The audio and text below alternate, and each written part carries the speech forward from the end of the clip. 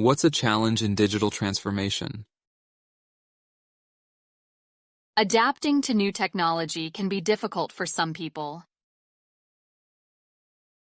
How can businesses benefit from big data? By analyzing it, they can make better decisions and strategies. What is digital innovation? It's creating new solutions using technology to solve problems. Do you think digital detox is necessary? Sometimes, yes. It's good to disconnect and recharge. Thank you. It was nice talking to you. See you again.